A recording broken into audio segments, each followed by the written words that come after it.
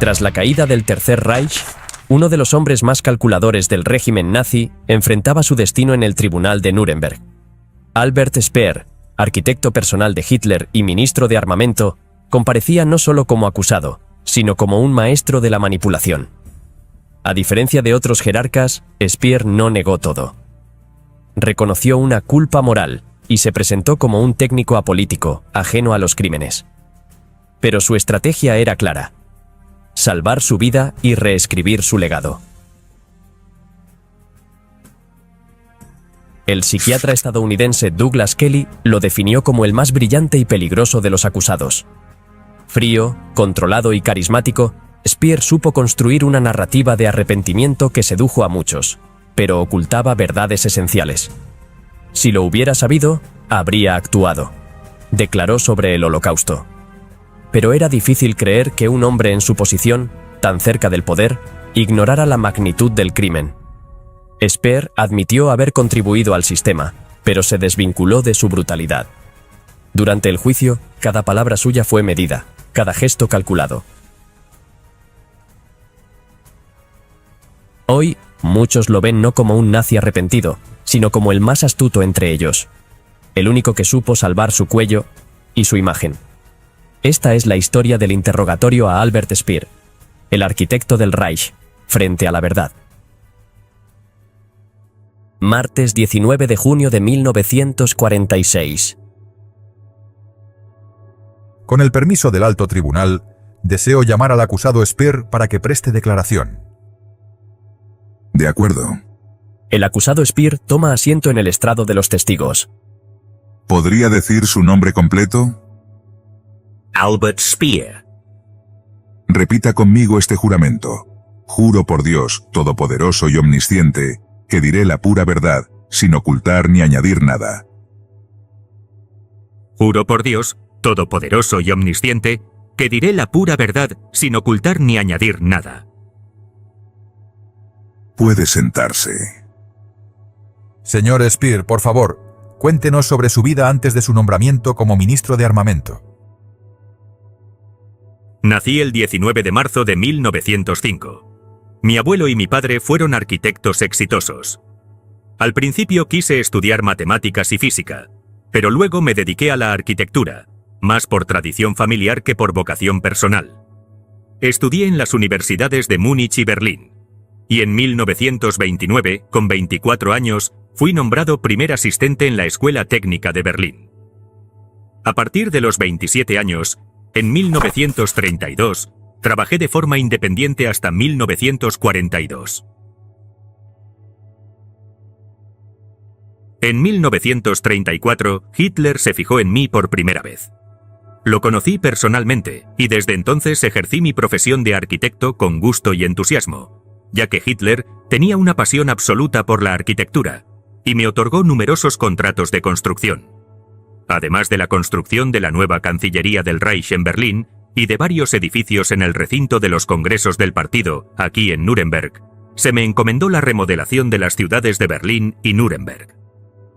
Mi tarea era diseñar edificios que estuvieran entre los más grandes del mundo, ejecutando estos planes con un coste que no superara el equivalente a 2 meses de gastos militares alemanes.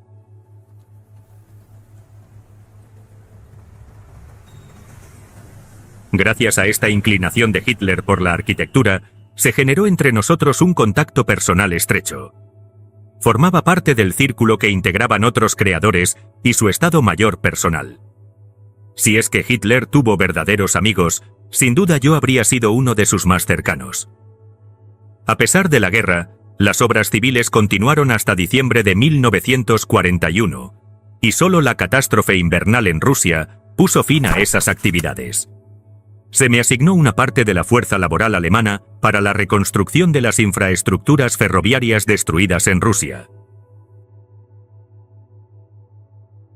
La acusación, en el documento 1453 PS, que corresponde al ejemplar estadounidense número 216, citó un comentario de su primer discurso como ministro, fechado en febrero de 1942, en el cual usted afirmó que en ese momento se habían transferido 10.000 prisioneros de guerra a disposición de la industria armamentística.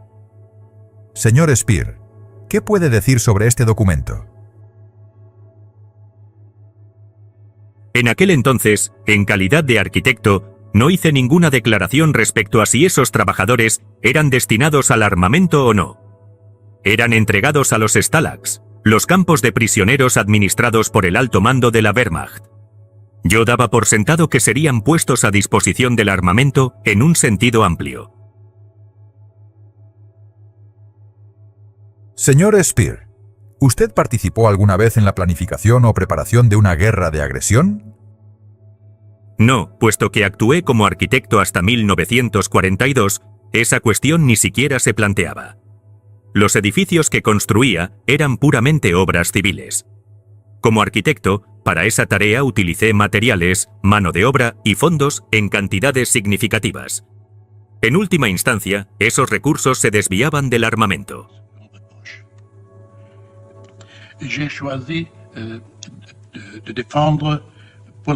La acusación sostiene que usted ostentaba el cargo de Reichsleiter.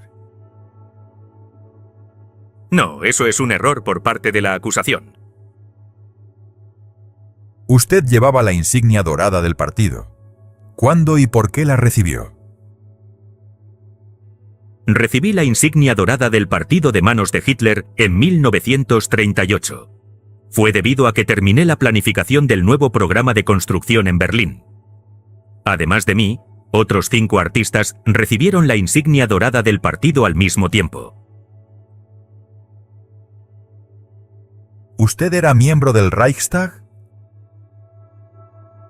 En 1941 fui llamado al Reichstag por Hitler, es decir, sin elecciones, como reemplazo de un miembro que había dejado su escaño.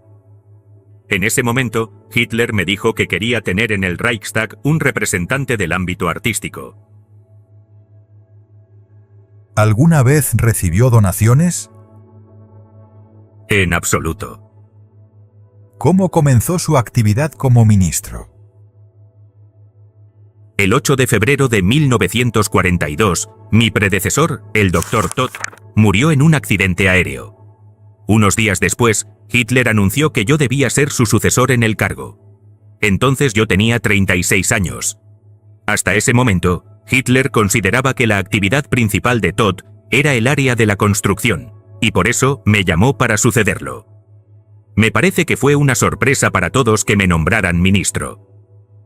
Inmediatamente después de asumir el cargo, quedó claro que no la construcción, sino la intensificación del armamento debía ser mi tarea principal, ya que las fuertes pérdidas materiales sufridas durante las batallas en Rusia en el invierno de 1941 a 1942 habían sido un golpe muy duro.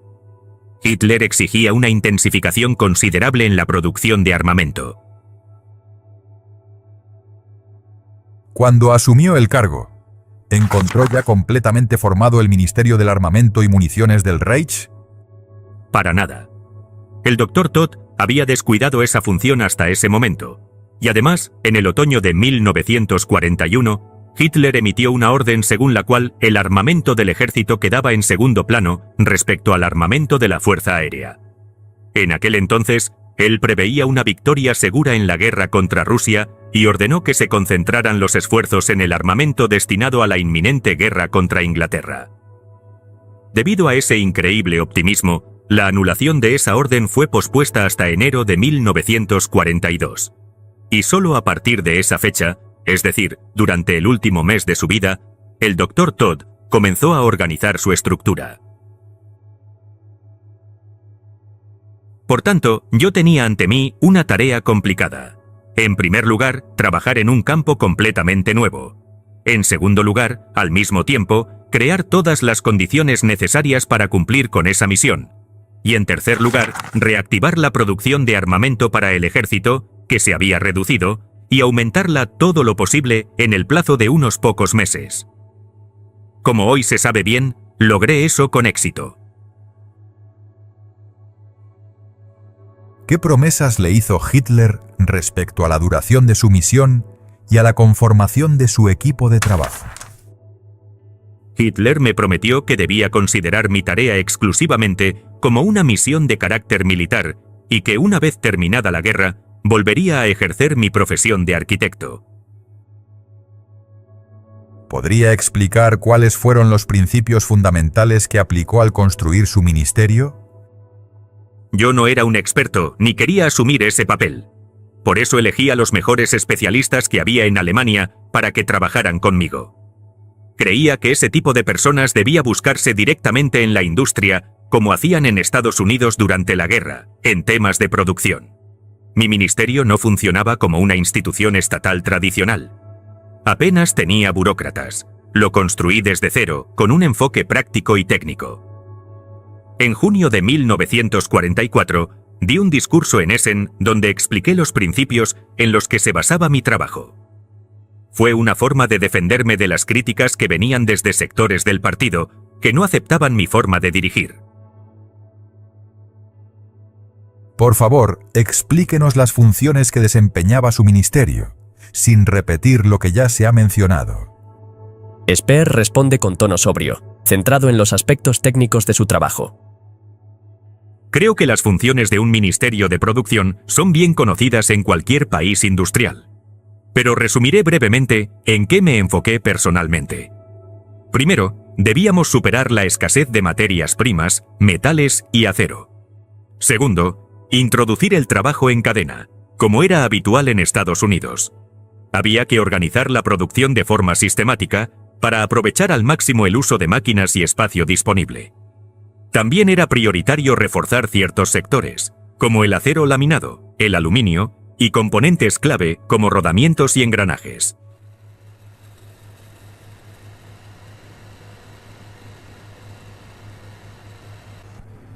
Una de las tareas más importantes fue el desarrollo de nuevas armas y su producción en serie.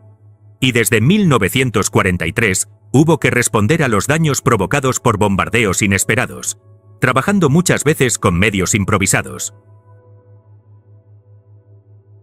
¿Y qué importancia tenía toda esta actividad dentro del conjunto del ministerio? Ante la pregunta de Flexner sobre la importancia de estas tareas, Speer fue directo. Aseguró que, en tiempos de guerra, nada era más urgente ni más prioritario que equipar al ejército. Durante una guerra, todo gira en torno a una sola tarea: preparar soldados para el frente y darles las armas necesarias. Esa era la esencia de nuestro trabajo. Por eso pedí que el resto de la economía se organizara en función de las necesidades del armamento. ¿Y por qué su ministerio asumía esa función militar? Porque en tiempos de paz, el mercado regula la producción por oferta y demanda. Pero en la guerra, ese equilibrio desaparece. Alguien tiene que decidir qué se produce, cómo y para quién. Entonces, ¿una de las funciones centrales de su ministerio era ejercer ese control estatal? Sí, exactamente. La distribución de los pedidos debía ser controlada de forma centralizada.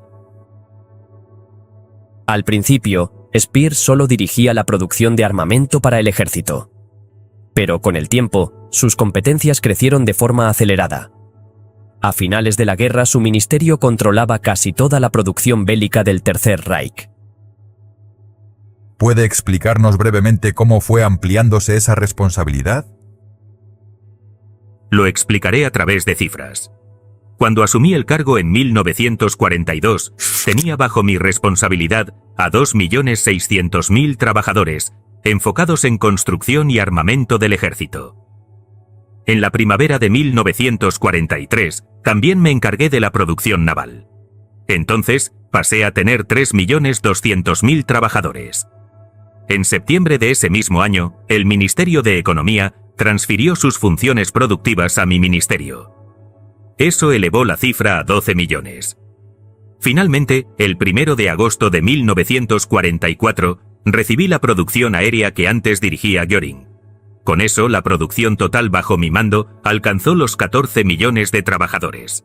Y esa cifra solo corresponde al territorio del Reich, sin contar los territorios ocupados. ¿Cómo fue posible manejar una estructura de ese tamaño en un ministerio formado casi por completo por colaboradores honorarios que además no tenían experiencia en gestión administrativa. Las funciones administrativas en los distintos departamentos de armamento se mantuvieron como estaban. Por ejemplo, en el ejército, la dirección de artillería, que contaba con varios miles de empleados, seguía siendo la responsable de emitir pedidos, supervisar su ejecución y controlar los pagos. Solo gracias a ese sistema pude mantener un equipo de 6.000 colaboradores honorarios en toda la producción de armamento, que manejaba entre 3 y 4.000 millones de marcos al mes. ¿Todas las fábricas militares de la Wehrmacht estaban bajo su control? Negativo. Existía un pequeño grupo de fábricas que estaban dirigidas directamente por las distintas ramas de la Wehrmacht, con su propio personal. Eran la excepción. Hablamos de fábricas de municiones, otras instalaciones similares y empresas controladas por las SS. La acusación sostiene que usted comparte responsabilidad por el uso de trabajadores extranjeros, prisioneros de guerra y mano de obra proveniente de campos de concentración. ¿Qué responde a eso? Ni yo ni mi ministerio fuimos responsables. Éramos una institución nueva dedicada a cuestiones técnicas, sin competencias sobre áreas ya reguladas por otras autoridades. Las condiciones de trabajo seguían estando bajo control de los organismos existentes. El Ministerio de Alimentación y sus organismos vinculados se encargaban del suministro de alimentos. Los servicios de supervisión técnica del Ministerio de Trabajo del Reich eran responsables de garantizar condiciones seguras y normales en los lugares de trabajo. Los comisionados de mano de obra, que dependían del Comisario General para la Movilización del Trabajo, se ocupaban del número de trabajadores, su distribución y la calidad del trabajo. El Departamento de Sanidad del Ministerio del Interior regulaba las condiciones de salud. La justicia y la policía eran responsables de hacer cumplir la disciplina laboral. Y finalmente, el Frente Alemán del Trabajo era el encargado de asignar trabajadores a los empleadores. ¿Y quién centralizaba toda esa estructura? La centralización de todas esas autoridades estaba en manos del Gauleiter, que además ejercía como comisario del Reich para la defensa. El hecho de que las SS se colocaran a sí mismas y a sus campos de concentración, fuera del control del Estado, no era algo que correspondiera a mi ministerio. Su coacusado, Saukel, declaró que su función terminaba cuando lograba reclutar a los trabajadores para la industria. ¿Está usted de acuerdo con eso? Sí, en efecto. En lo referente al suministro de mano de obra, uno de nuestros desacuerdos era que la correcta asignación de esos trabajadores dentro de la industria debía estar en manos del responsable de producción y no de las oficinas laborales. Pero eso solo se aplicaba al reparto de trabajadores, no a sus condiciones laborales. En ese aspecto, la oficina de Saukel tenía responsabilidad parcial como organismo supervisor. ¿Y en qué medida cumplían los responsables de producción las directivas de Saukel sobre condiciones de trabajo? Las órdenes de Saukel eran incuestionables, pero no siempre se podían cumplir. Los responsables de producción a menudo se enfrentaban a circunstancias fuera de su control: bombardeos, caos en el transporte, viviendas destruidas. No se podía responsabilizar a los directores de fábrica por no cumplir directivas en un contexto que, desde el verano de 1944, se volvió directamente catastrófico. Era una época de crisis. Las autoridades del Reich tenían que valorar qué era posible cumplir en esas condiciones, y no era justo culpar a un pequeño responsable de producción. Y en relación con los directores de las fábricas de armamento, ¿en qué medida estaban subordinados a su autoridad y bajo su control directo? Les otorgué funciones semioficiales, pero solo en tareas técnicas. La industria conservaba un grado de autonomía, y esa era la base del sistema.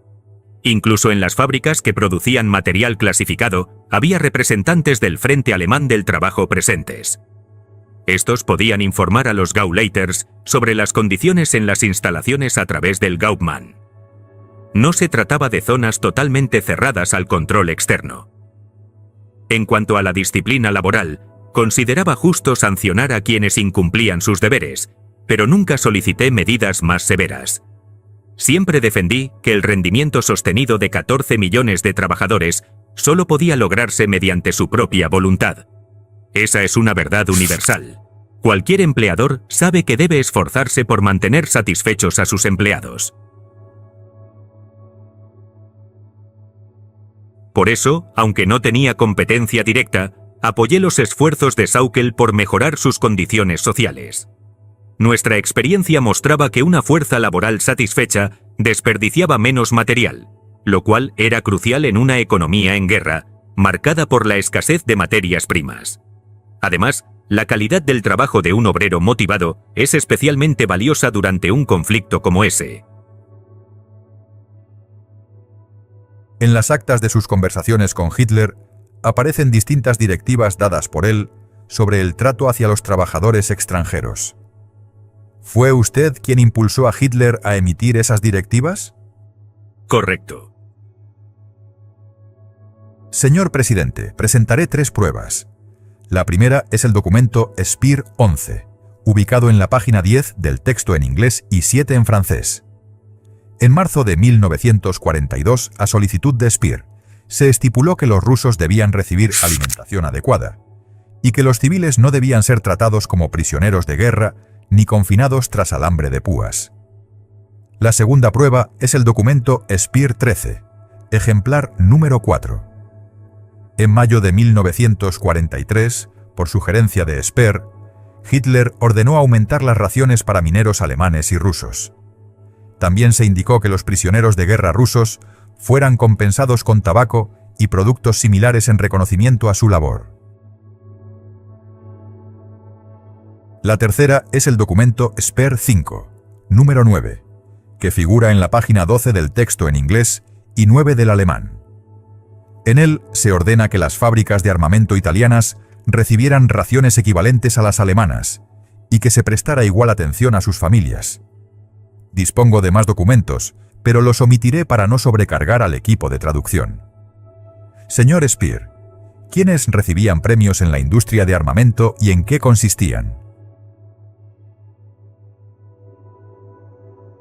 Distribuimos millones de paquetes a las fábricas de armamento. Contenían alimentos adicionales, chocolate, cigarrillos y otros productos similares. Estos premios se entregaban además de las raciones extra que el Ministerio de Alimentación otorgaba a quienes trabajaban jornadas prolongadas o realizaban labores pesadas. Se entregaban sin distinción a todos los trabajadores, trabajadores extranjeros, prisioneros de guerra y también a quienes provenían de campos de concentración.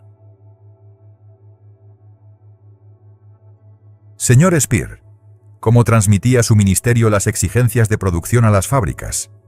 ¿Y cómo se organizaba el tiempo de trabajo, incluyendo el de los prisioneros provenientes de campos de concentración? Las exigencias se formulaban a partir de esquemas de producción. Se enviaban a las fábricas como base para que planificaran sus necesidades de mano de obra, maquinaria y materiales en función de esos planes. En la producción moderna en cadena, los horarios solían mantenerse estables durante el mes. Sin embargo, los bombardeos provocaban retrasos en la entrega de herramientas y materias primas, lo que hacía que las jornadas variaran entre 8 y 12 horas al día. Según nuestras estadísticas, el promedio semanal era de entre 60 y 64 horas. En cuanto a los trabajadores provenientes de campos de concentración, tenían exactamente la misma jornada que el resto. Eran parte de la plantilla activa y no se les exigía más que a los demás. Las SS exigían que fueran alojados en zonas separadas dentro de las fábricas, pero trabajaban bajo supervisión técnica alemana y con los mismos horarios, ya que toda la industria seguía un régimen laboral unificado. ¿Y por qué se construyeron campos especiales cerca de las fábricas? Para evitar desplazamientos largos y permitir que los trabajadores llegaran en mejores condiciones. Además, al estar fuera del sistema tradicional de los campos, podían recibir directamente los incentivos que ofrecía la industria, alimentos extra, cigarrillos y otras bonificaciones. Si permanecían en los campos habituales, esos beneficios se habrían quedado dentro del sistema y no les habrían llegado. También sabía que los prisioneros asignados a fábricas obtenían ciertas ventajas. Mi equipo me lo señaló en su momento y también lo escuché durante mis visitas de inspección. Sin embargo, la proporción de trabajadores provenientes de campos de concentración era mínima. Representaban alrededor del 1% de la fuerza laboral total en la industria alemana. Durante mis recorridos vi ocasionalmente a prisioneros trabajando en producción, y en general los que vi parecían estar bien alimentados. En una carta confidencial, se documentó que los prisioneros de los campos de concentración eran utilizados en talleres y que, en ciertos casos, preferían ese trabajo antes que permanecer en los barracones del campo. Pero había otra cuestión que preocupaba al tribunal: las condiciones de trabajo en las fábricas subterráneas. Señor Speer, ¿qué sabe usted sobre las condiciones de trabajo en las fábricas subterráneas? Las fábricas subterráneas se destinaban principalmente al equipamiento más moderno, vinculado a armas avanzadas. No contábamos con muchas instalaciones de ese tipo, así que se priorizaba la tecnología más reciente. Dado el nivel de precisión requerido, esas instalaciones debían contar con condiciones de trabajo técnicamente adecuadas: ventilación potente, baja humedad, iluminación constante, lo que las hacía comparables, al menos en teoría, con un turno nocturno en la industria convencional. Y si me lo permite, señor presidente, me gustaría aclarar un malentendido que se ha mencionado en este tribunal. Estas fábricas, casi sin excepción, estaban operadas por trabajadores alemanes. Elegimos a nuestros mejores operarios para manejar esa tecnología porque necesitábamos el máximo rendimiento posible. En 1943, usted visitó el campo de concentración de Mauthausen. ¿Por qué lo hizo? Durante una inspección a instalaciones industriales en Linz, supe que a lo largo del Danubio, cerca del campo de Mauthausen, se habían construido grandes instalaciones portuarias y varios proyectos ferroviarios con el fin de transportar piedra extraída de la cantera del campo a través del río. Esto era una iniciativa propia de tiempos de paz, y no podía permitirlo, ya que contradecía todas las órdenes y directrices emitidas por mí. Anuncié brevemente mi visita, porque quería comprobar personalmente si esas obras realmente se estaban llevando a cabo y si era necesario detenerlas. Ese fue un ejemplo de cómo emití directrices, incluso dentro del ámbito económico-administrativo de las SS. En esa ocasión, manifesté que sería más justo tener a esos trabajadores empleados, durante la guerra, en una planta siderúrgica en Linz, en lugar de dedicarlos a un proyecto de construcción civil. ¿Puede describir su visita al campo? Mi visita supuestamente siguió el programa previsto, como ya lo describió el testigo Blaha. Vi los barracones de cocina, los barracones con duchas y un grupo de barracones utilizados como alojamientos.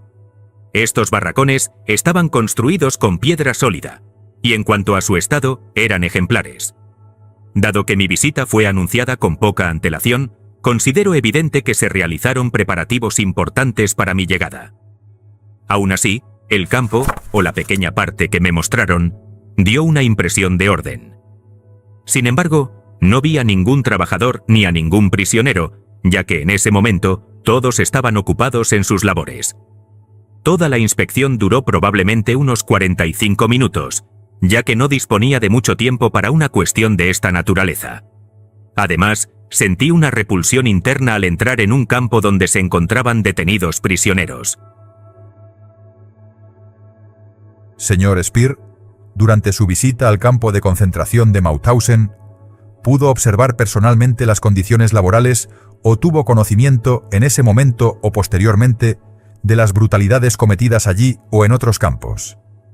Y dígame también, ¿tenía usted algún interés concreto en mantener una fuerza laboral saludable y bien preparada para la industria armamentista? En absoluto.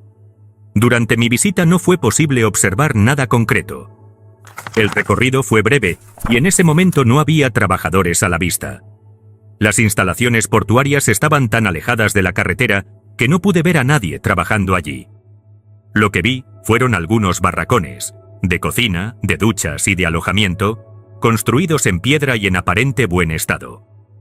Mi visita había sido anunciada con poca antelación, pero evidentemente hubo preparativos. En todo caso, la impresión que tuve fue de orden y limpieza. Y debo añadir que sentí una repulsión interna al entrar en un campo donde se encontraban prisioneros. Sin embargo, no presencié maltratos ni tuve conocimiento de abusos, ni en Mauthausen ni en otros campos. En aquel momento no me transmitieron ninguna información que indicara brutalidades, y lo que me mostraron fue muy limitado. Respecto a su otra pregunta, sí, sin duda me interesaba mantener una fuerza laboral saludable. Aunque no era directamente competencia de mi ministerio, era un interés práctico fundamental. Desde 1942 estábamos en plena producción masiva de armamento, y gran parte del trabajo se realizaba en cadena. Eso requería trabajadores formados, precisos, con experiencia. Cada obrero perdido por enfermedad, agotamiento o mala alimentación era un perjuicio directo para la producción. Formar a un nuevo trabajador tomaba entre 6 y 12 semanas, y aún así, durante meses, cometían errores que afectaban la calidad. Así que proteger a los obreros capacitados no era solo una cuestión humanitaria, sino una necesidad urgente. En ese contexto, todo esfuerzo por mejorar sus condiciones, alimentación, alojamiento, incentivos, contribuía al objetivo central del ministerio: mantener la maquinaria industrial en funcionamiento hasta el final. Señor Speer, ¿cree usted que el llamado exterminio por medio del trabajo pudo haberse aplicado en la industria? Y en relación a eso, ¿qué responde a las acusaciones de haber recurrido al terror y a la coacción para aumentar el rendimiento? Bajo ningún concepto. Un sistema así no podía surgir de ninguna industria seria. La producción moderna, especialmente en tiempos de guerra, exige estabilidad, continuidad, experiencia. Si realmente hubiera existido un mecanismo de exterminio a través del trabajo, si los trabajadores hubieran sido usados hasta su agotamiento total y luego reemplazados sin más, eso habría provocado un colapso inmediato en nuestras líneas de producción. Y es evidente que, si algo así hubiera ocurrido en fábricas bajo mi supervisión, habría llegado a mi conocimiento. Pero jamás escuché nada de ese tipo. Esa idea, el exterminio por medio del trabajo como práctica generalizada, no tiene sentido desde el punto de vista industrial.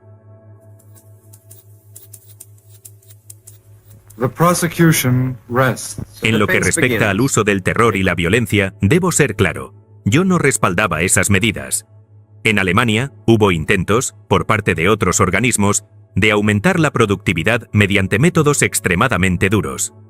Algunos creían que la disciplina podía imponerse con castigos ejemplares, vigilancia armada o la amenaza constante. Pero ese no fue nunca mi enfoque. Mi experiencia, y la de mis colaboradores, era muy distinta. Sabíamos que para mantener la producción de 14 millones de trabajadores, era necesario asegurar unas condiciones mínimas de estabilidad. La coacción no garantiza rendimiento. El miedo no produce precisión. Recurrir a las SS o a los campos de concentración como herramientas de control habría sido, además de inhumano, contraproducente para los objetivos de mi ministerio. Nuestra prioridad era mantener la industria funcionando, no destruir a quienes la sostenían. Señor presidente, con esto concluye la sesión de hoy. El tribunal se suspende. Jueves 20 de junio de 1946. Tras varias sesiones centradas en aspectos administrativos y técnicos, la segunda parte del interrogatorio dio un giro. Esta vez, frente al fiscal estadounidense Robert Jackson, Albert Speer ya no podía refugiarse en los límites de su ministerio. Señor Speer, usted sabía que 100.000 judíos fueron llevados desde Hungría a fábricas subterráneas y no se opuso. También admitió que muchos trabajadores reclutados por Sauckel llegaron por medios ilegales. ¿Es correcto? Puse especial atención a la expresión que usó el oficial en ese momento. Él dijo: llegaban sin haberlo querido, y eso fue lo que confirmé. Muchos trabajadores fueron traídos contra su voluntad, especialmente al principio del proceso. Pero en mi respuesta no quise implicar que conocía detalles específicos de los métodos ilegales empleados. Entonces, ¿sabía que Hitler aprobó esas medidas forzosas? ¿Le preocupó si eran legales? ¿Asume su parte de responsabilidad? Sí, es correcto. Creo que eso estaba justificado por la situación militar y la visión que teníamos entonces sobre ese asunto. Considero que cuando asumí mi cargo en febrero de 1942, las violaciones al derecho internacional por las que hoy se me acusa ya se habían puesto en práctica. En la mayoría de los casos, los trabajadores fueron llevados a Alemania en contra de su voluntad. Yo sabía que no venían voluntariamente. Y durante el primer periodo, hasta el otoño de 1942, hice todo lo posible para que llegara a Alemania la mayor cantidad posible de mano de obra en esas condiciones. ¿Usted participó en la distribución de la mano de obra enviada al Reich? ¿Y admite que los prisioneros de guerra fueron utilizados en la industria de armamento? Speer intenta minimizar su papel, pero termina reconociendo que indicaba personalmente a Sauckel dónde se necesitaban más trabajadores. También confirma el uso de prisioneros en el sistema industrial, aunque intenta justificarlo bajo parámetros técnicos y jurídicos. Negativo. Eso necesita una explicación más precisa. No entendí bien la pregunta. La distribución de los trabajadores se decidía según el llamado grado de necesidad. Por supuesto, yo debía informarle a Sauckel en qué lugares y para qué programas hacía más falta la mano de obra. En última instancia, eso se resolvía mediante directivas generales. Por supuesto, así debía hacerse. En cuanto al empleo de prisioneros de guerra, sí, fueron utilizados en la producción de armamento, pero solo los prisioneros rusos y los soldados italianos internados. Respecto a los prisioneros franceses y de otros países occidentales, mantuve varias reuniones con Keitel sobre ese tema. Y debo decir que Keitel siempre sostuvo que no debían emplearse de forma que violara la Convención de Ginebra sobre prisioneros de guerra. Puedo afirmar que dejé de usar mi influencia para intervenir en esa cuestión cuando existía el riesgo de infringir dicha convención. Eso sí, el concepto de producción de armamento es amplio y puede ser discutido. Todo depende de si se utiliza una definición estricta o una más general. ¿Puede decirnos quién hizo la propuesta para abandonar los principios de la Convención de Ginebra? Y también quiero preguntarle, ¿se llegó a considerar el inicio de una guerra química con gases como el tabún y el sarín? La propuesta de abandonar la Convención de Ginebra la hizo Goebbels. Ya desde el otoño de 1944, tanto él como Robert Ley sugerían que era necesario endurecer al máximo la guerra. Pero fue el bombardeo de Dresde lo que le dio a Goebbels un argumento para promover esa idea. El impacto emocional del ataque le permitió iniciar una campaña en favor de renunciar a las limitaciones del derecho internacional. En cuanto a la guerra química, no puedo decir si realmente se llegó a planear su inicio. Lo que sí supe, por información de colaboradores de Goebbels y Ley, es que ambos plantearon el uso de nuestros nuevos gases, tabún y sarín. Consideraban que eran altamente eficaces y que podrían cambiar el rumbo del conflicto. Y tenían razón en cuanto a su potencia. Ningún tipo de máscara antigas podía proteger contra ellos. ¿Puede decirnos qué sabía usted sobre la producción de esos gases y las medidas que se tomaron al respecto?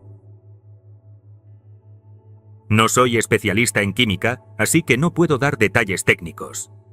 Solo sabía que eran extremadamente peligrosos.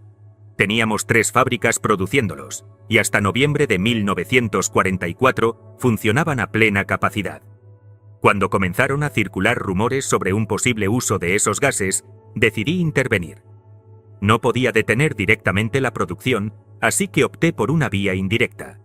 Suspendí el suministro de los productos químicos necesarios para su fabricación.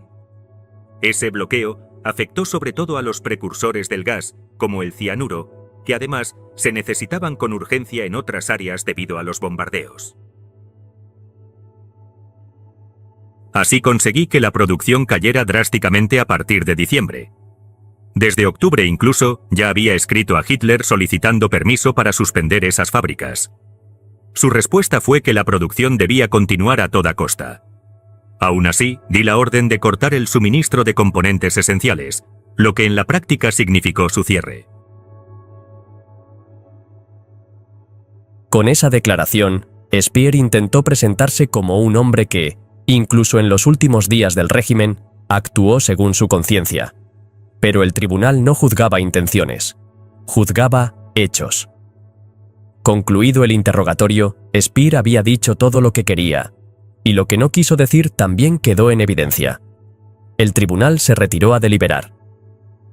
El interrogatorio ha concluido.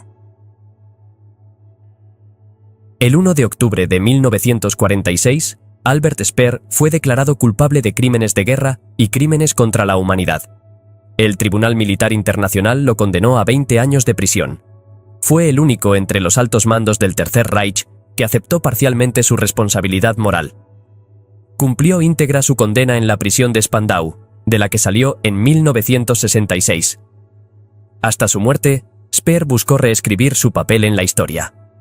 Para algunos fue un tecnócrata arrepentido, para otros un maestro del autoengaño que supo esquivar la justicia total.